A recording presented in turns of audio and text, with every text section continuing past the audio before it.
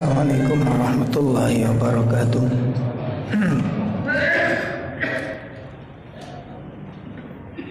Alhamdulillahirabbil alamin. Alladzi arsala rasulahu bil huda wa dinil haqq liyudhhirahu 'ala ad-dini kulli wa kafa billahi shahida. Asyhadu an la ilaha illallah wahdahu la syarikalah wa asyhadu anna Muhammadan abduhu wa rasuluh. Ya ayyuhalladzina amanu taqullaha haqqa tuqatih wa la tamutunna illa wa antum muslimun. Ya ayyuhalladzina amanu taqullaha wa qulu qawlan sadida yuslih lakum a'malakum wa yaghfir lakum dhunubakum wa man yuti'illaha wa rasulahu faqad faza fawzan 'azima. I'lamu anna asdaqal hadits kitabullah wa khairal hadi hadi Muhammadin sallallahu alaihi wasallam wa syarrul umur muhdatsatuha wa kullu muhdatsatin bid'ah wa kullu bid'atin dhalalah wa kullu dhalalatin finnar. Ikhwatul iman rahimani wa rahimakumullah. Bapak Ibu sekalian, jamaah salat maghrib dan majelis taklim yang berbahagia, mudah-mudahan Allah senantiasa menjaga kita dan menjaga semua keluarga kita dari segala bentuk fitnah dunia maupun akhirat. Dan semoga Allah menjadikan kita termasuk orang-orang yang berbakti kepada Allah. Semoga Allah menjadikan kita termasuk orang-orang yang qanitun, orang-orang yang selalu taat kepada Allah. Dan semoga Allah menjadikan kita orang-orang yang senantiasa ikhlas di dalam setiap amal dan ibadah. Ikhwatul iman, menindaklanjuti pembahasan kitab Muqawwimat Adaiyah An-Najih. Pada poin yang kedua tentang al-hikmah.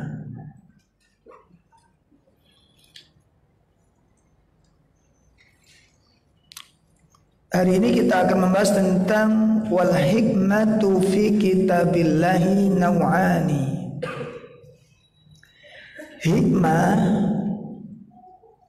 kata-kata al-hikmah di dalam kitab Allah itu terdapat ada dua macam. Ya, kata-kata al-hikmah di dalam kitab Allah itu ada dua macam. Yang pertama adalah mufradat, yang disebut secara sendirian. Jadi nanti ayat itu berdiri sendiri tentang al-hikmah. Yang kedua, wa makrunatun bil kitab. Yang kedua, berpasangan dengan Alkitab. Makanya ada ayat bil hikmah wal kitab, bil kitab wal hikmah. Itu nanti ada gandengan. Fal mufradatu, adapun kata-kata hikmah yang berdiri sendiri. Contoh pertama di dalam surat An-Nahl ayat 125. seperti dalam surat An-Nahl ayat 125.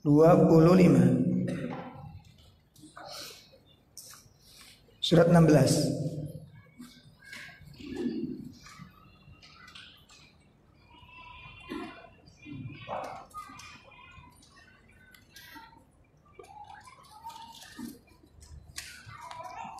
A'udzu billahi minasy syaithanir rajim.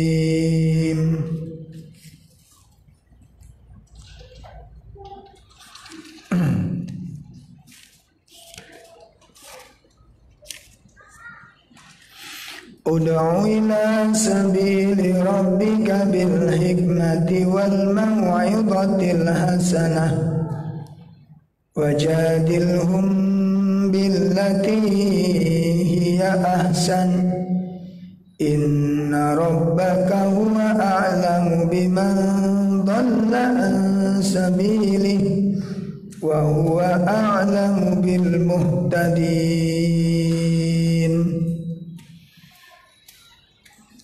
Ud'u ila sabili rabbik bil hikmah wal mau'izatil hasanah. Ajaklah manusia itu kepada jalan Allah. Serulah manusia itu kepada jalan Tuhanmu bil hikmah, dengan cara yang hikmah. Nah, ini berdiri apa? Berdiri sendiri. Wal mau'izatil hasanah, dan dengan mau'izah hasanah, dan dengan nasihat yang baik. Ada hikmah, ada mau'izah hasanah.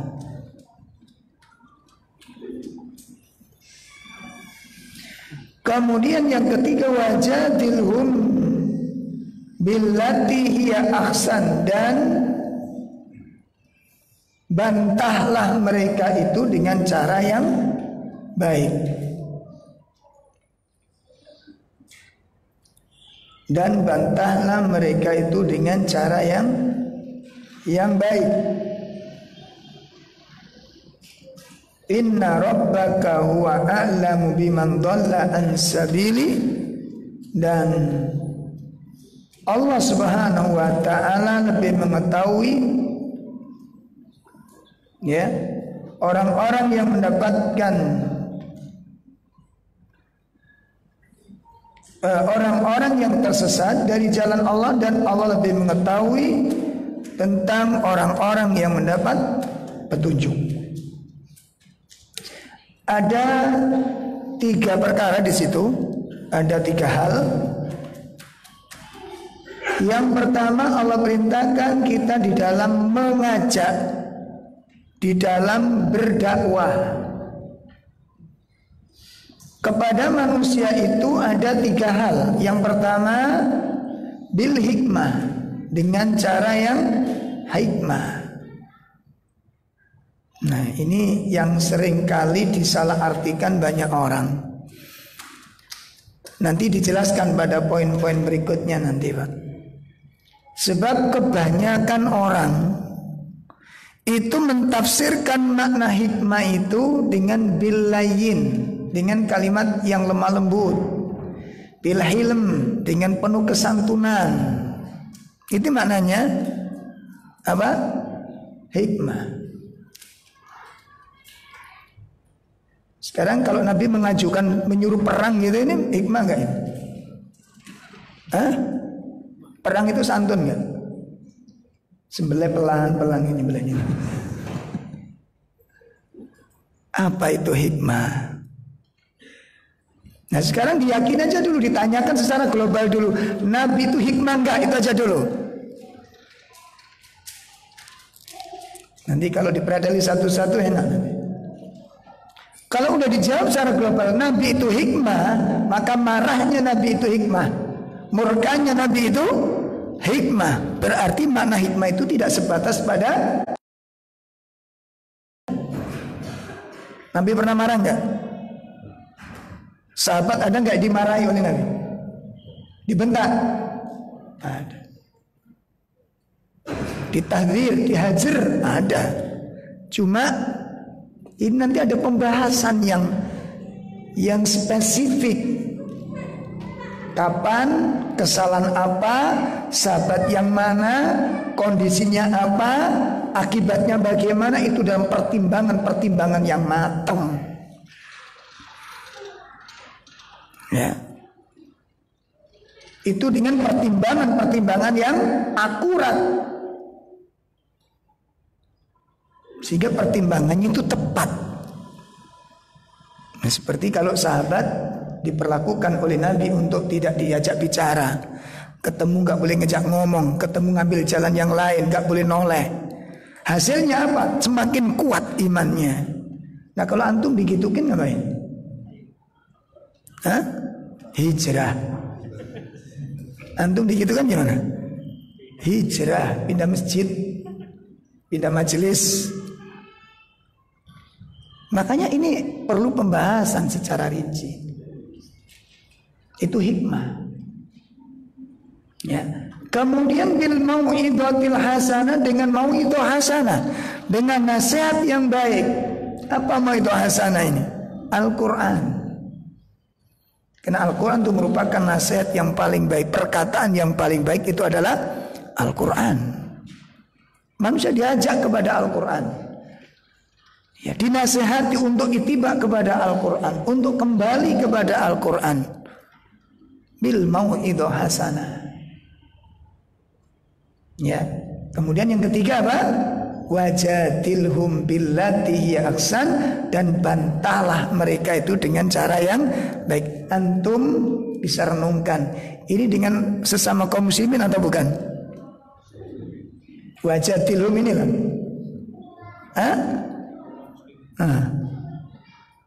Dengan siapa ini? Dengan orang-orang kafir. Wajadilhum, bantah mereka itu. Siapa yang dimaksud? Al-Kufar. Ini bantahlah orang-orang kafir itu billati hiya ahsan, dengan cara yang lebih baik. Dan di situ ada nasihat yang besar bagi kita. Kalau berdiskusi, debat dengan orang kafir saja dengan cara yang baik, sekarang bagaimana ketika kita ada permasalahan dengan sesama kaum muslimin, terutama bersamaan dengan Ahlussunnah? Ya, coba. Sementara kita tahu kalau sama-sama Ahlussunnah itu kalau ada masalah itu tajam kita kalau ngomongin. Ya. Jadi kalau teman belum terkapar gitu nggak puas gitu ya. Dan kalimatnya ini Masya Allah ikhwah, Masya Allah. Coba renungkan pakai ayat ini dulu. Wajadilhum billati hiya ahsan, bantah orang kafir itu dengan cara yang lebih baik. Ini dengan orang kafir. Bagaimana ketika masalah itu dengan sesama kaum muslimin, bahkan sesama dengan ahli sunnah? Berarti apa?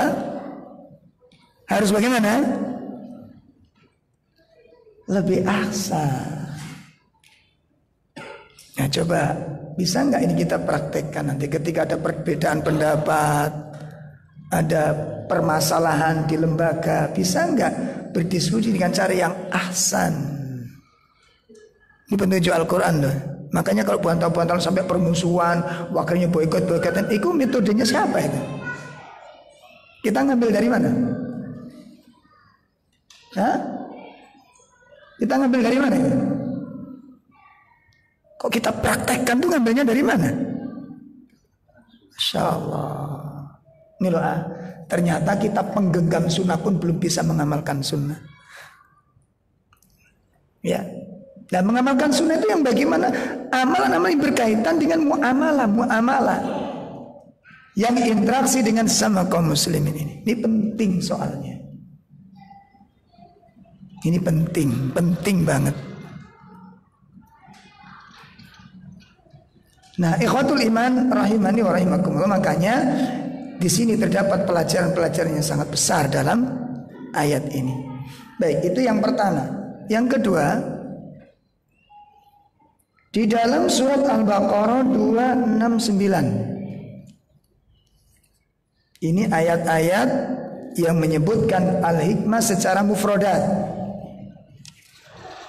Al-Baqarah 269. A'udzu billahi minasy syaithanir rajim.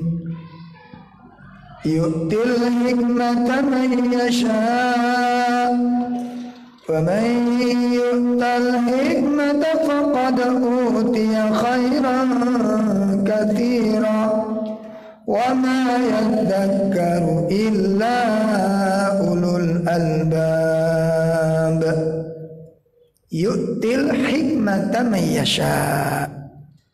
Allah berikan hikmah kepada siapa saja yang Allah kehendaki. Wa man yu'tal hikmah, barang siapa yang diberikan hikmah, faqad utiya khairan katsira, berarti sungguh dia telah diberikan oleh Allah khairan katsira, kebaikan yang sangat banyak.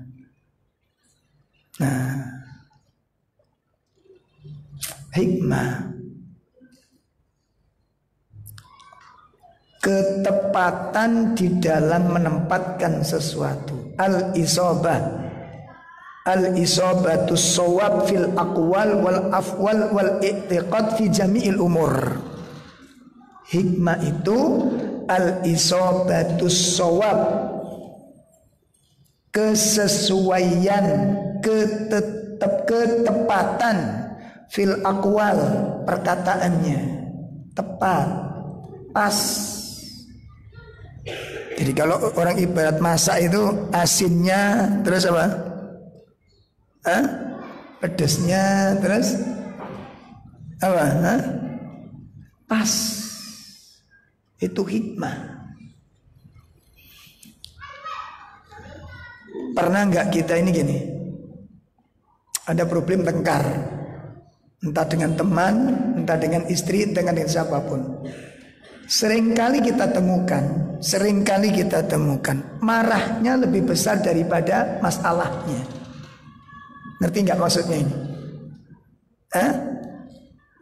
Marahnya lebih besar daripada kasusnya. Bisa dipahami ini? Dan itu seringkali terjadi demikian. Sampai mengerikan. Ini kemarin ada salah satu masjid ya, di panitia takmir ada perselisihan. Wakilnya saking marah, kesinggung. Nah, kalau udah mulai kesinggung ini Pak, nanti ya ini kata-katanya lebih dasar daripada problemnya. Udah kesinggung ini ini ibarat kalau orang kebakaran itu gimana? Jadi kalau orang kesinggung itu, ini nggak peduli suami istri nanti, ini nggak peduli sama-sama sunnah sudah. Kalau udah kena marah kesinggung, ini biasanya kalimatnya, ucapannya itu lebih dasar dari persoalan yang semestinya. Makanya Imam Ibnu Qayyim menyebutkan tentang turuqus syaitan fi idlalin nas, tentang cara-cara dipakai oleh setan untuk menyesatkan manusia. Di situ disebutkan ada 10 pintu di sana. Pintu pertama apa? Al-ghadab, marah. Itu berarti kalau mau dari 10 itu dinilai, itu ranking tertingginya nilainya siapa? Itu yang paling banyak setan berhasil menyesatkan manusia itu dari marah ini. Sekarang ahli sunnah ngaji bisa marah enggak? Antum bisa marah enggak? Enggak bisa. Oh, luar biasa antum. Atau tiap hari marah malah. Coba ayo kita pikirkan. Kita gairahkan pikiran kita ini. Kan kita selama mengenal sunnah ini, apa coba yang antum tidak kepingin syar'i? Coba apa? Ayo, dagang kepingin syar'inya kolahkan anak? Syar'i, sampai enggak selesai tinggalkan semua, betul apa enggak? Nah waktu marah mikir syar'i apa enggak ini? Halo, Nggak nyambung kan tuh ini? Kenapa saya katakan demikian? Di mana-mana ikhwan, kalau terjadi problem antar jamaah itu serem. Sampai hari ini.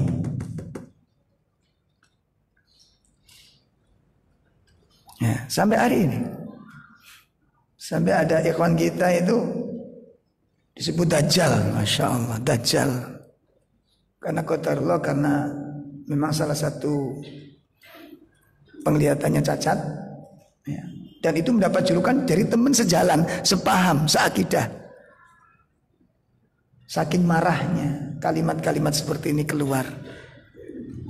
Nah, makanya jangan kira kalau nanti ini perumahan syar'i, perumahan ahli sunnah. Kalau udah perumahan ahli sunnah itu apa nggak ada konflik di situ? Ditulisi sekalian, no konflik. Bikin perumahan kalau bisa tuh, nggak bisa.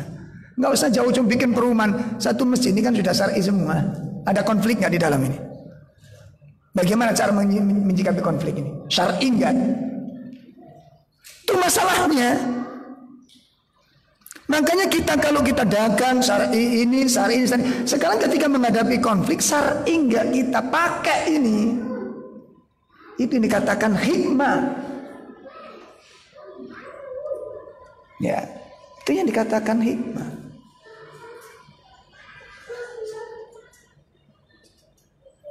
Nah, jadi ada beberapa kaidah penting ikhwan nanti. Ketika orang-orang awam, ini kemarin ada remaja-remaja ngumpulin kajian. Ustadz, ini kita rangkul semuanya. Waduh, berat antum nanti. Oh enggak Ustadz, ini supaya biasa orang semangat kan begitu. Ya baru kenal sunnah, baru hijrah lagi gitu. Jadi pokes ngono sih anget-anget ya, Pak. Wah, Masya Allah, dakwah ini Gusti kuat ya. Pertama ada 200 ustadz yang datang. Nggak kaget saya. Saya tuh kalau ngaji baru ngadakan banyak dulu, itu minder saya malah. Ujung-ujungnya kok melorot, Pak. Mending 2-3 orang dulu. Komitmen interaktif, interaksi. Ya, kemudian yang bagus, tertata, di manajemen gerak semuanya menjadi motorik itu bagus. Ya. Terus pakainya macam-macam, ada yang pakaian kayak Hanan Ataki, ada yang siapa? Salim Banana, siapa kok Banana? Siapa itu? Wah, semangat meniru kayak saya lihat ini anak-anak semangat begini nih. Ini saya khawatir. Terus akhirnya baru 3 kali perjalanan ada konflik. Nah karena umum jadi macam-macam, ada semongko wungkul masuk gitu kan. Tahu semongko wungkul ya? Ijo bunder. Ya masuk. Nah kepingin ngeser amal-amal ya, di situ perang terjadi. Lah masih awam digituin ya, perang. Wah udah ini tuh bid'ah, langsung udah perang sudah. Lah masih awam dimasukin. Kemudian Ustadz ini rencana akhwat gabung. Wah musibah ini. Enggak, nanti kata wah lah aku setahun nomrek aku. Dipikir aku langsung tua ngono gak piye. Ya benar. Nanti gini loh, saya khawatir ini fitnah nanti. Ya, nanti kalau akhwat bikin grup, akhwat ikut, nggak bisa antum terus diem. Wong antum ini, antum normal nggak? Kalau normal itu bahaya. Ini pondokan normal malah aman gitu. Nah ya di rumah sakit jiwa itu satu ruangan tuh ada sekitar 17 orang, telanjang semua, tapi gila semua, jadi aman gitu. Laki perempuan aman malahan, karena sama-sama gilanya. Paham ya? Dan akhirnya benar perang terjadi, konflik terjadi. Jadi sampai satu akhwat ditaksir 3 ikhwan. Makanya ini loh. Jadi yang dikatakan hikmah itu apa? Al-isabah, kesesuaian, as-shawab, ketepatan, fil aqwal, ucapan, wal af'al, perbuatan, wal i'tiqad, keyakinan, fi jami'il umur, dalam segala urusan, disesuaikan mensikapi masalah. Dan itu butuh pengkajian, analisis persoalan, pertimbangan. Makanya para dai itu analisisnya tajam. Nggak anggar muni, nggak anggar bunyi qala Allah qala Rasul, enggak. Ada analisis yang tajam. Makanya para ulama itu, nanti ada orang-orang yang melakukan pekerjaan-pekerjaan kesalahan berat, justru Nabi mensikapinya dengan sikap-sikap yang luar biasa. Antum lihat bagaimana Nabi SAW dalam menempatkan hukum, di dalam menghukumi. Jadi kadang-kadang nggak seimbang. Kadang-kadang nggak seimbang, seakan-akan nggak seimbang. Ini parah, Nabi membiarkan. Ini ringan, Nabi begitu berat. Kenapa? Lihat personnya dan lihat sebabnya. Paham ini? Ngelihat person, siapa pelakunya, dan ngelihat apa? Sebab terjadinya peristiwa itu. Ada 10 pelaku dosa. Dihukumi sama apa enggak ini? Ada 10 pembunuh ketangkep, dihukum sama apa enggak? Kenapa? Analisis. Antum analisa orang melakukan salah itu karena apa? Ya. Walaupun dosa besar, dilihat faktor penyebabnya. Fir'aun mengatakan, ana rabbukumul a'la, saya ada Tuhanmu yang sangat tinggi.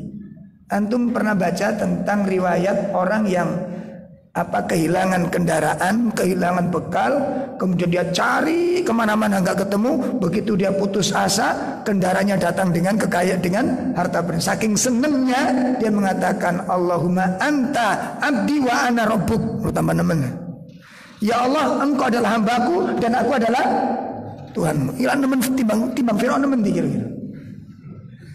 Nggak, saya nanya ini. Lebih parah mana kira-kira? Kalau Fir'aun menyatakan kepada manusia, ini mengatakan kepada Tuhan, diwale gitu loh. Lebih parah mana? Lebih parah yang kedua ini, tetapi tidak dihukumi dosa. Kenapa? Saking senengnya dan dia tidak pernah mengangankan dia Tuhannya Tuhan, nggak mungkin gitu. Tapi saking seneng, dan itu bukan faktor kesengajaan. Bukankah ini dosa besar? Lebih ngeri daripada Fir'aun, tetapi dia dihukumi dosa. Faktor dilihat, itu hikmah.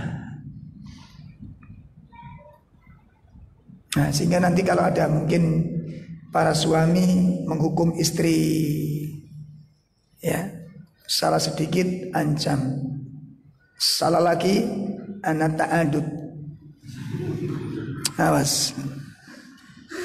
Kata suami istrinya nggak mau kalah, ta'adud antum.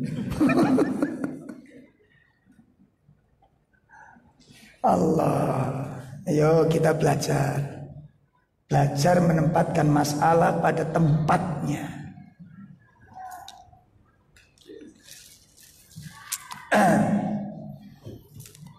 Nah, oleh karenanya Allah Subhanahu wa taala menyatakan wa may yu'til hikmata faqad utiya khairan katsira. Barang siapa yang diberikan hikmah berarti dia diberikan kebaikan yang sangat banyak. Kenapa? Itu bagian daripada nikmat yang Allah berikan kepada Nabi alaihi salatu wassalam. Anugerah yang Allah karuniakan kepada Nabi alaihi salatu wassalam. Hikmah, nikmat kenabian. Ya Allah, ini. Kemudian dalil yang ketiga, di dalam surat Luqman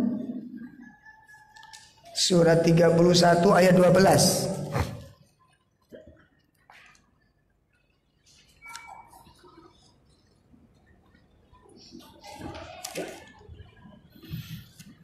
A'udzu billahi minasy syaithanir rajim. Walaqad atayna Luqmanal hikmata an ishkur lillah wa man yashkur fa innama yashkuru li nafsihi wa man kafara fa innallaha ghaniyyun hamid. Dan sungguh kami telah memberikan kepada Luqman hikmah agar dia bersyukur kepada Allah Subhanahu wa taala. Wa may yashkur fa innama yashkuru li nafsi. Barang siapa yang bersyukur, maka syukurnya itu adalah untuk dirinya sendiri. Wa man kafara, dan barang siapa yang kufur kepada Allah, fa innallaha ghaniyyun hamid. Dan maka sesungguhnya Allah Ta'ala itu ghaniyun, maha kaya, hamidun, dan maha terpuji. Ayat ini sangat dalam dan sangat luas. Ya, tapi saya tidak waktunya untuk menjelaskan tentang asma dan sifat-sifat Allah. Jadi Al-Ghani ini luar biasa maknanya. Nah, sekarang kita lihat, sungguh Allah telah memberikan Luqman hikmah, ketepatan. Makanya dijuluki Luqman Al-Hakim. Luqman sang orang yang bijaksana. Nah, ikhwatul iman rahimani wa rahimakumullah. Wa hadhil hikmah dikatakan oleh Syekh Sa'ad bin Wahab Al-Qahtani, kalimat-kalimat hikmah yang terdapat pada 3 dalil tersebut fusirat bima taqaddam min aqwalil ulama fi ta'rifil hikmah wa hadan naw katsir fi kitabillah ta'ala. Ini yang dijelaskan oleh para ulama sebagaimana yang telah kita pelajari terdahulu. Mana-mana hikmah yang bermacam-macam, dan itu sangat banyak di dalam Al-Qur'an. Ya, dan disebutkan di situ dzakara ba'dhum tis'ata wa 'ishrina qaulan fi ta'rifil hikmah. Disebutkan oleh beliau bahwa kata-kata al-hikmah kurang lebih disebutkan antara 29 kalimat di dalam Al-Qur'an penyebutan tentang hikmah. Nih. Wa hadhil aqwal kullaha qaribun ba'duha min ba'd. Setiap perkataan masing-masing terkait dengan makna yang satu dengan yang lain. Itu kata-kata hikmah. Disesuaikan dengan kaidah-kaidah bahasa yang ada, susunan kalimat yang ada. Nah, kemudian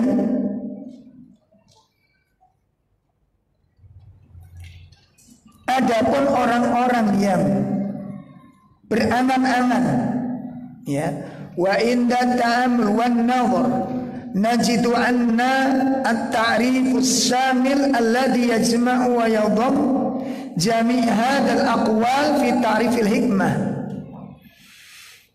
Jadi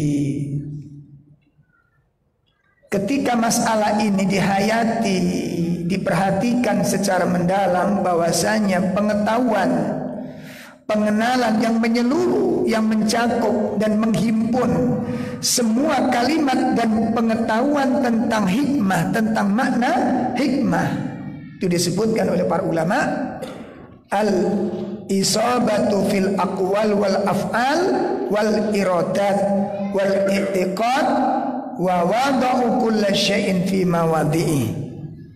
Jadi ketepatan, kebenaran, kesesuaian di dalam perkataan, di dalam perbuatan, di dalam keinginan. Nah, keinginan dan di dalam keyakinan itu sesuai. Berarti termasuk keinginan. Termasuk apa? Keinginan. Ada beberapa permasalahan begini. Ini contoh, ada kasus di beberapa tempat. Seperti waktu saya yang ada di Imam Bukhari dulu. Itu ada keluhan banyak beberapa wali ketika di pondok itu minta keringanan dan diberi keringanan untuk pembayaran anak-anak di pondok. Sampai di kelasnya putri saya itu ada sekitar 60% di Imam Bukhari itu yang nunggak sampai 6 sampai 7 bulan. Enggak sedikit. Nah, setelah dicek, yang unik itu apa? Yang unik itu, jadi kalau untuk biaya sekolah ini berat, untuk beli HP ringan, untuk beli baju yang bermerek ringan. Nah, ini yang kemudian menjadi apa? Persoalan di sini. Awas, perhatikan ini. Ini banyak kasus di sana. Jadi dapat cerita itu dari dalam begitu, makanya teman-teman kadang-kadang menilai Bukhari itu komersil gitu kan. Anak sendiri pertama sempat begitu. Begitu mau daftar langsung infaknya berapa? Loh, belum sudah infak. Ternyata apa? Begitu masuk ke dalam, Masya Allah, ternyata Bukhari mulai pasrah ini. Jadi ditekan itu yang namanya ustadz-ustadz di sana. Subhanallah. Dan jatah anak makan, minum, buah-buahan tetap berjalan.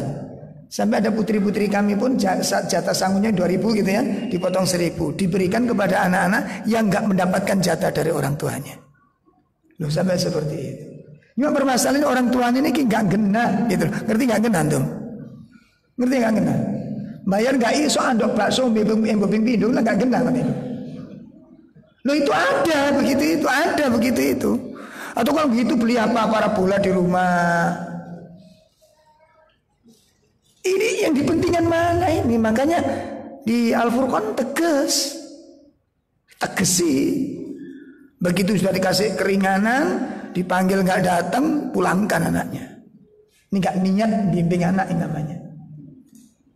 Jelas ini? Makanya tolong teman-teman dalam bidang kayak gini. Maka apalagi kayak seperti sekolahan kita ini, kan income-nya sangat kecil. Nah, sekarang begini, yang kita inginkan pelajaran anak kita itu yang mantep atau yang setengah mantep? Hasilnya itu loh, kemampu, pemateng, loh. Masa pohon lah. Atau yang gimana? Kita inginkan anak-anak kita jadinya kayak apa gitu loh. Separuh jadi, setengah sunnah, setengah bid'ah gitu atau gimana? Atau yang mantep gitu. Yang mantap berarti konsekuensinya siapa ini? Pengajar. Oke bang enggak? Benar bang enggak? Nah, yang ngajar itu makan apa enggak? Punya istri? Punya anak? Pokoknya nanti bulan depan, tahun depan suruh yang bujang semua aja. Pokoknya nikah, keluarkan dari pondok. Ustadz nikah, keluar. Pokoknya yang bujang-bujang dok. Jadi enggak mikir bayar larang-larang. Ngerti maksud arah pembicaraan ini? Kita mantap, ustadz kudu mantap. Lah ini dana dari mana? Ustadz ini dari mana? Makanya sampai dewangi dodol bubur itu. Nanti akhirnya kurang serius. Ustadz kok ngulangi gimana kok dodol bubur begini kan? Kita ini mikir ikhwah. Apa enggak dolim kira-kira itu? Kita enggak membayar tapi tuku HP merek ini, tuku rok model apa itu? Ibu-ibu itu rok kayak balik-balik soalnya. Coba dolim nggak kira-kira ini kepada anak kita dan kepada lembaga ini? Nah, ini namanya ndak hikmah. Jadi hikmah itu cakupannya apa? Cakupannya luas, nggak tepat antum ini itu loh, nggak pas. Makanya masuk dalam kategori hikmah dikatakan oleh beliau ketepatan di dalam perkataan, perbuatan, wal iradat, keinginan.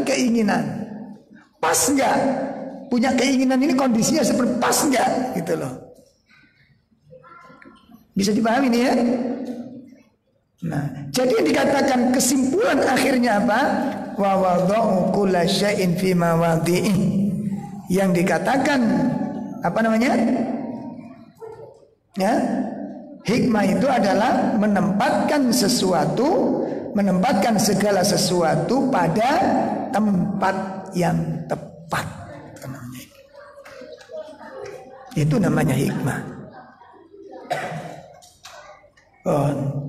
Amal hikmatu makrunatu bil kitab. Sekarang yang kedua, adapun hikmah yang berpasangan dengan Alkitab. Jadi ada tulisan hikmah, ada kitab, ada hikmah, jajar di sini. Itu maknanya masyhur, ya. Yang sudah masyhur itu maknanya adalah sunnah. Ya, jadi kalau hikmah berdiri sendiri tadi maknanya sangat luas sesuai dengan kaidah-kaidah bahasa yang ada. Kalau hikmah itu gandengannya dengan kalimat kitab, maka maknanya tidak lain adalah sunnah. Mari kita lihat di beberapa ayat. Ya. Min aqwalin Nabi sallallahu alaihi wasallam. Jadi termasuk dikatakan sunnah di sini itu adalah ucapan Nabi. Wa af'alihi, perbuatan Nabi. Yang ketiga wa takriratihi, dan ketetapannya Nabi, takrir. Jadi perbuatan sahabat yang disepakati oleh Nabi. Karena tidak semua perbuatan sahabat disepakati. Bisa dipahami ini? Contohnya apa yang disepakati Nabi? Bukan dari Nabi, tapi perbuatan sahabat kemudian disepakati, sehingga itu menjadi amalan sunnah. Apa? Adzan. Kemudian apa lagi? Salat sunnah apa? Wudu. Makanya ini yang kemudian dijadikan dalil para bid'ah. Para sahabat juga melakukan bid'ah, gitu. Itu Bilal, pelaku bid'ah itu Bilal itu. Kenapa? Dia melakukan sholat sunnah yang tidak diajarkan Nabi. Jadi di kebiahunya begitu, gak ngerti bahwa itu yang dikatakan sunnah takrir, sunnah yang disepakati oleh Nabi sallallahu alaihi wasallam. Kemudian wasiratihi, dan sirahnya, perjalanan hidup Nabi ini disebut dengan sunnah. Jadi istilah sunnah itu perkataan Nabi, perbuatan Nabi, ketetapan Nabi, sirahnya Nabi, dan bagian tubuh Nabi yang disyariatkan. Bagian tubuh yang disyariatkan. Apa itu? Yang enggak jenggot. Itu bagian tubuh. Dan ini perbuatan Nabi, ini bagian tubuh dari Nabi SAW yang disyariatkan untuk kita amalkan. Maka itu masuk dalam kategori sunnah. Dan itu yang dimaksud hikmah dalam ayat, apabila ayat itu berhubungan dengan kalimat Alkitab. Ya. Dalil pertama kita lihat surat Al-Baqarah 129. Isai. Oh ya, silakan kita isya dulu. Nanti kita lanjutkan setelah adzan isya. Silakan.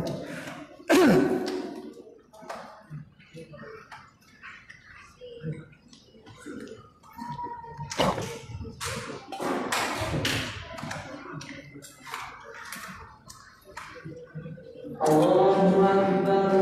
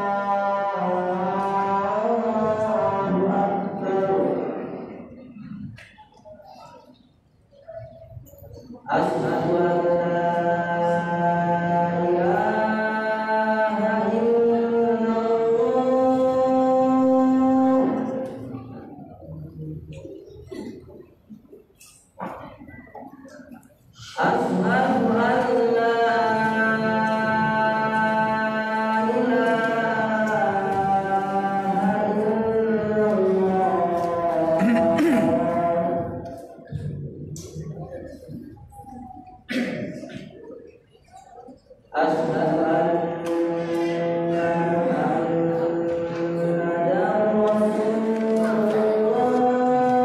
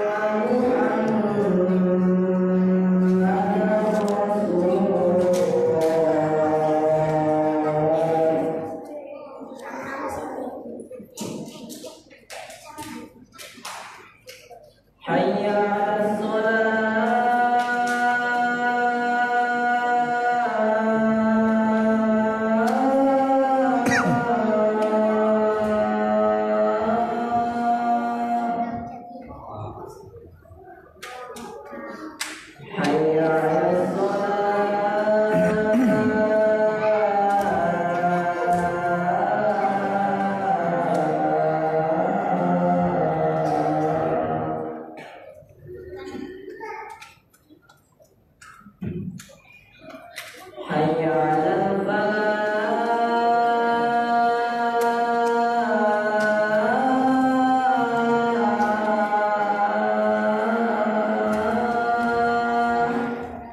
La haula. حي على الفلاح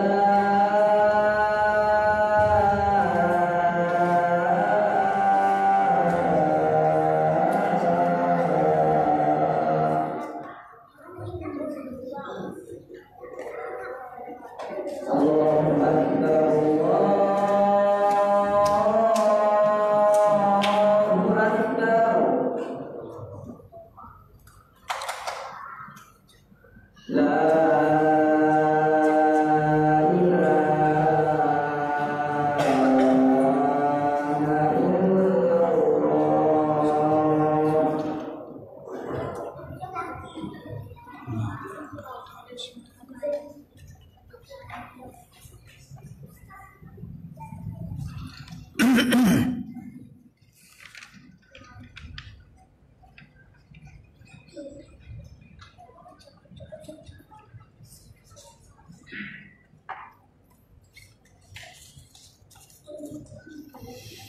Alhamdulillah, kita lanjutkan.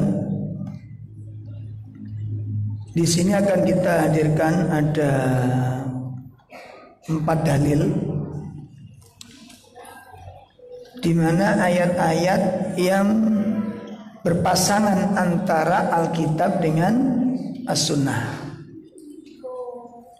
Tadi sudah disebutkan, jadi kalau Alkitab, jadi Al-Hikmah itu bergandengan dengan Alkitab, maka maknanya adalah Sunnah. Ya, itu. Nah, di sini yang pertama, dalil pertama kita lihat surat Al-Baqarah ayat 129. Rabbana wa ba'ath fihim rasulan minhum yatlu 'alaihim ayatika wa yu'allimuhumul kitab wal hikmah wa yuzakkihim innaka antal azizul hakim. Ya. Wahai Rabb kami, wa ba'ath fihim, utuslah ke tengah-tengah mereka rasulan, seorang rasul dari kalangan mereka. Ini doa siapa? Doa Nabi Ibrahim alaihissalatu wassalam ketika akan meninggalkan putranya dan meninggalkan istrinya. Ini doa yang dibaca oleh Nabi Ibrahim untuk mendoakan agar di tengah-tengah anaknya ini ada seorang rasul. Maka ini menjadikan pelajaran bagi kita. Yang pertama apa? Jadi kalau kita nanti berpisah dengan anak-anak, berpisah dengan saudara, atau meninggalkan istri di rumah, atau istri ditinggal suaminya, salah satu doa yang kita baca ini. Jadi ibu barangkali ditinggal suaminya, pergi keluar kota, doakan. Ini jadikan para ulama pelajaran penting bagi kita, mendoakan saudara-saudara kita, mendoakan anak kita yang berpisah dengan kita, supaya mereka dalam kepergiannya, dalam kesendiriannya itu bertemu dengan orang-orang yang berilmu. Allah kirim ke tengah mereka orang-orang yang berilmu. Kenapa? Supaya ada yang membimbing mereka. Ya, supaya ada yang membimbing mereka. Jadi ini didoakan. Nah, didoakan. Nah, kemudian dalil kedua. Dalil kedua bisa kita lihat dalam surat Al-Baqarah 231. 231. Surat Al-Baqarah. Allah Subhanahu wa taala menyatakan, a'udzubillahi minasyaitonirrajim.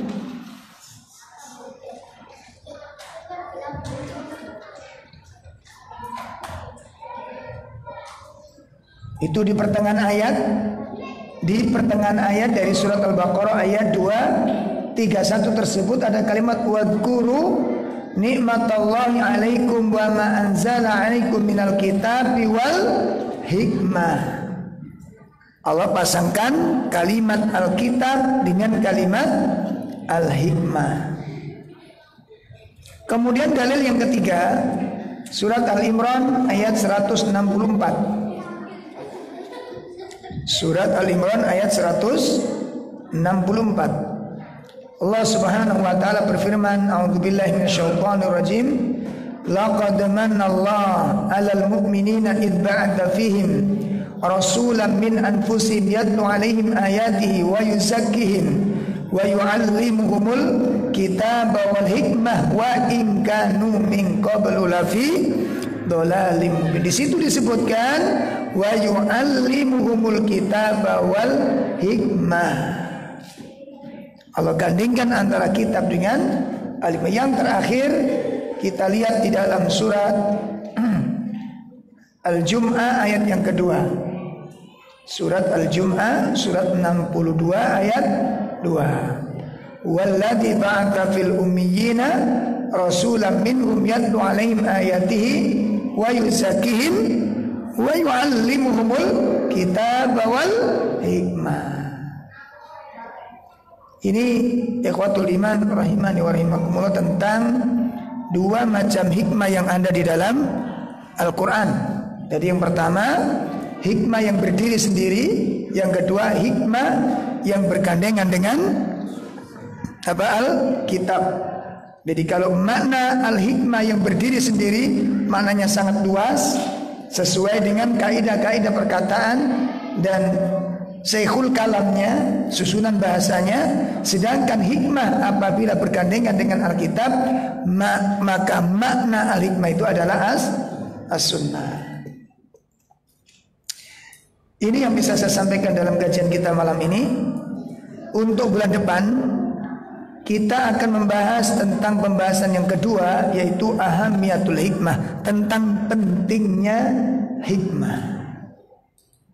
Ini sangat bagus sekali untuk kita pelajari, karena sangat banyak sekali pelajaran-pelajaran dan nasihat-nasihat yang sangat kita butuhkan untuk mensikapi dan menyelesaikan urusan-urusan kita dan mensikapi segala problematika dalam kehidupan kita sehari-hari. Mudah-mudahan Allah berikan kepada kita kesempatan yang baik, dan mudah-mudahan usia yang masih tersisa ini mudah-mudahan menjadi umur yang diberkahi oleh Allah Subhanahu wa taala. Sallallahu ala nabiyyina Muhammad. Subhanakallahumma bihamdika asyhadu an la ilaha illa anta astaghfiruka wa atubu ilaik. Assalamualaikum warahmatullahi wabarakatuh.